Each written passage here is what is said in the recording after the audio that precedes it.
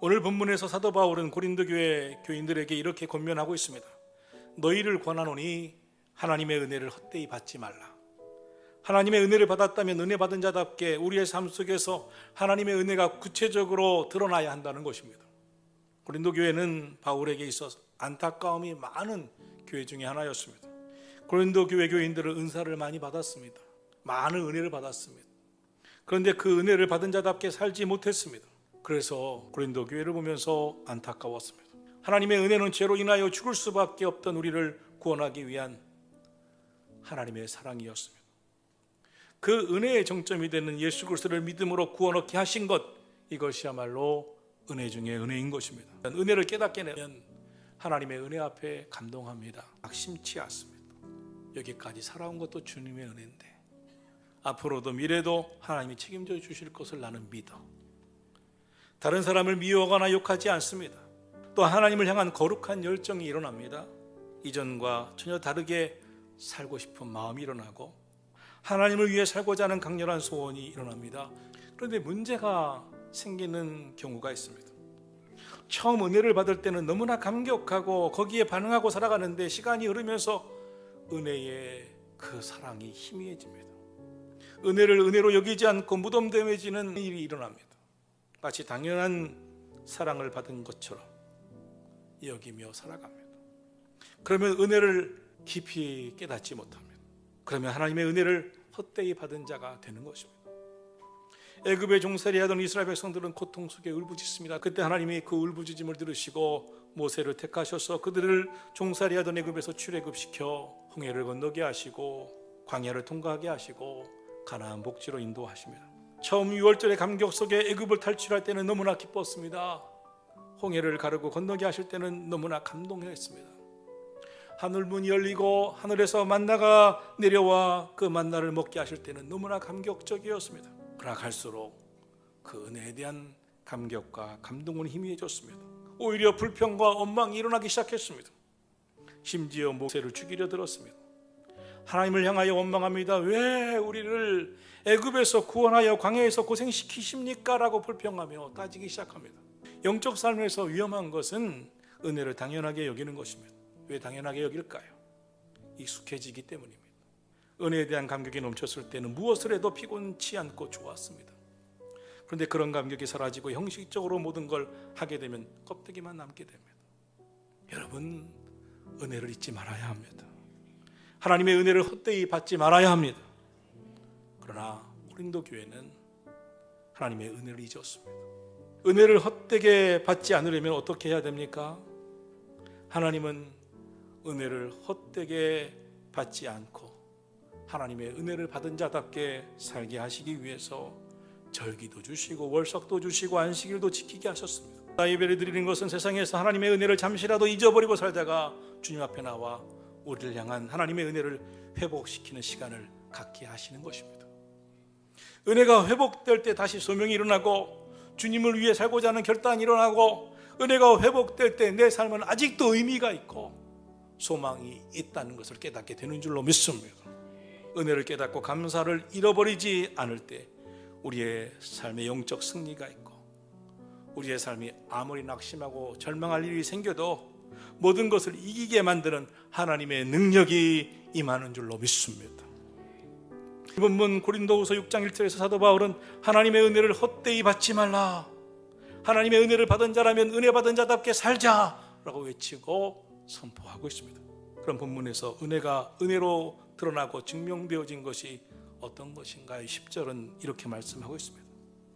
하나님의 은혜를 받은 자는 근심하는 자 같으나 항상 기뻐하고 가난한 자 같으나 많은 사람을 부욕해 하고 아무것도 없는 자 같으나 모든 것을 가진 자로다. 할렐루야.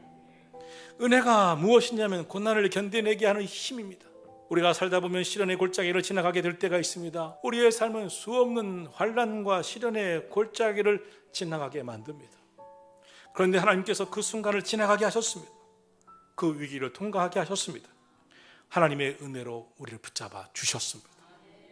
돌발적인 사고들이 일어나고 숨가쁘게 몰아치는 우여곡절도 있었지만 그 순간도 지나가게 하신 것이 하나님의 은혜인 줄로 믿습니다. 그럼 하나님의 은혜를 받은 자답게 산다는 것은 우리의 삶에 어떤 일이 일어나는 것일까요? 첫째로 근심하는 자 같으나 항상 기뻐하게 됩니다. 하나님의 나라는 기쁨이 있습니다. 기쁨은 기독교 신앙의 뚜렷한 특징입니다. 성령 하나님 우리 안에 거하시면 항상 기뻐하고 쉬지 말고 기도하고 범사에 감사하게 되는 것입니다. 예수님의 사랑, 하나님의 은혜, 복음이 흘러들어간 곳에는 즐거움과 기쁨이 넘칩니다. 신앙생활하는 성도들은 어두울 수가 없습니다.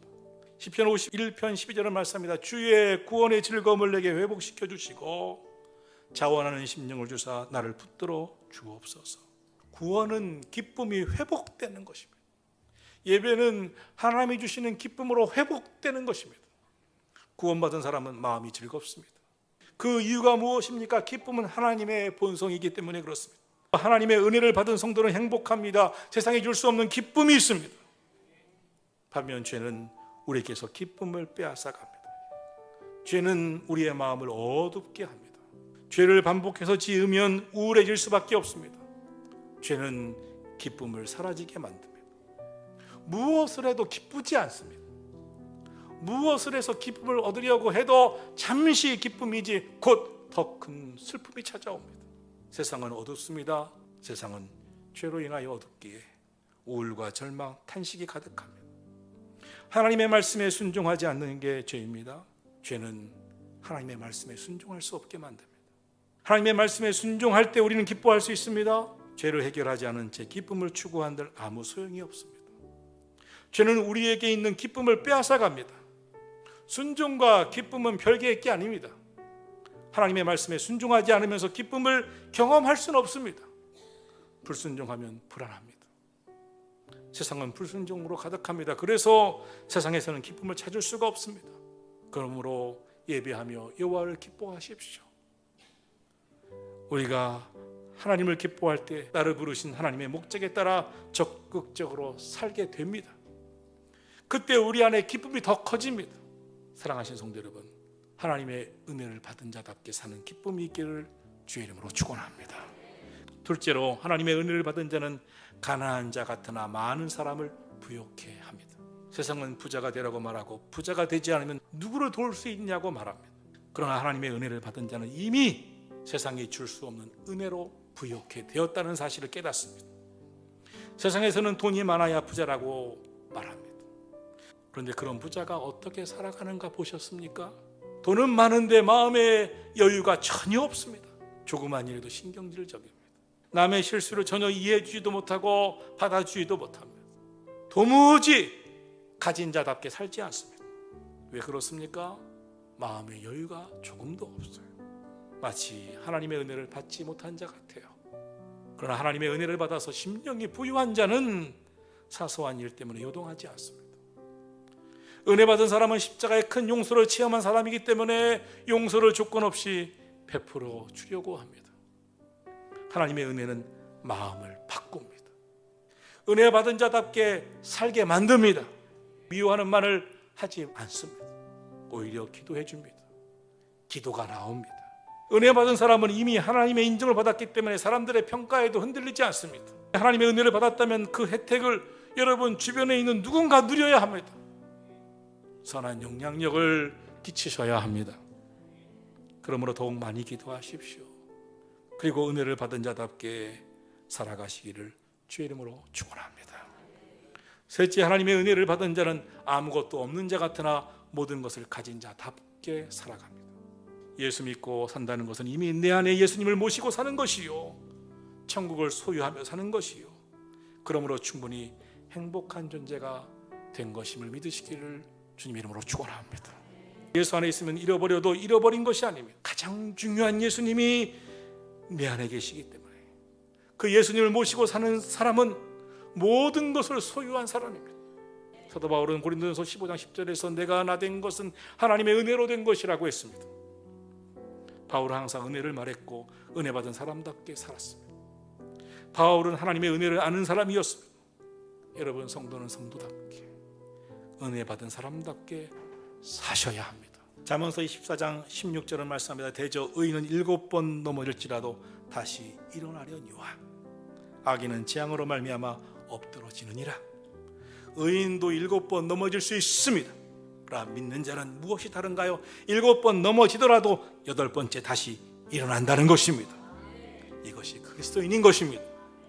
예수님은 풍랑이 있는 바다 한가운데서 평안하게 주무셨습니다. 예수님에게는 영적 평안이 있으셨습니다.